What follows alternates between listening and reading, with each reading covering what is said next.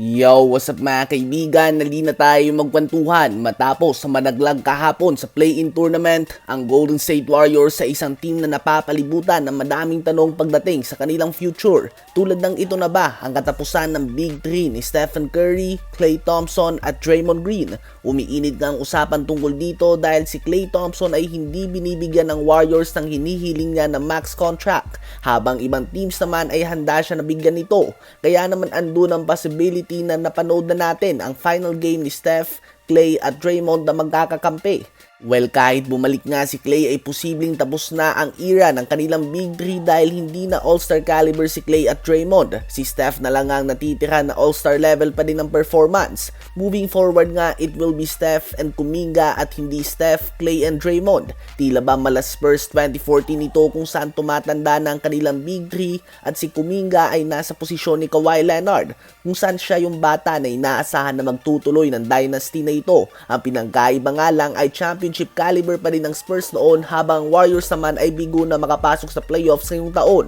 Ayon kay Steph ay gusto niya pa din na bumalik si Klay at hindi niya nga daw nakikita ang kanyang sarili na maglaro sa Warriors na hindi kasama si Klay at Draymond. Habang ganun din nga mga kaibigan ang pahayag ni Steve Kerr, sinasabi nga niya na gusto niyang bumalik si Klay Thompson, isang player na probably nagkaroon ng kanyang best and worst game laban sa Sacramento Kings. Kung sakaling ito na nga ang katapusan para sa Warriors trio, pang-ilan ba sila mga kaibigan sa mga pinakamalakas sa Big 3 sa kasaysayan ng NBA para sa iyo?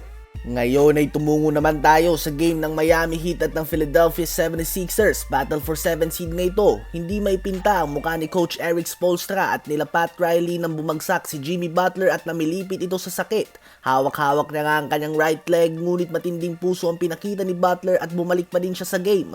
Muli natin nakikita ang sakit ni Embiid tuwing playoffs, ang kakulangan ng produksyon tuwing dumadating ang double team. Hindi nga niya magawang dominant tulad sa regular season kapag napaghahandaan na siya ng mga team sa depensa. Parehong hindi kagandahan ang shooting ng dalawang team, subalit ang 11 first half turnovers ng Sixers ang dahilan kung bakit hawak ng Heat ang 51-39 lead by halftime.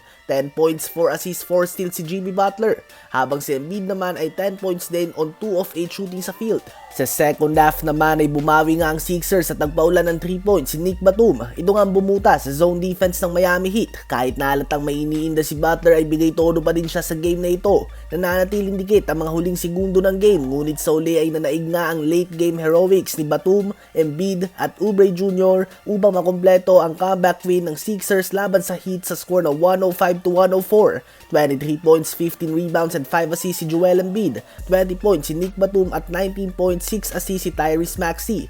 So dahil nga dito mga kaibigan ay kasado na ang bakbakan sa playoffs ng number 2 seed New York Knicks at ng Philadelphia 76ers, habang si Jimmy Butler ay questionable pa sa battle for 8 seed.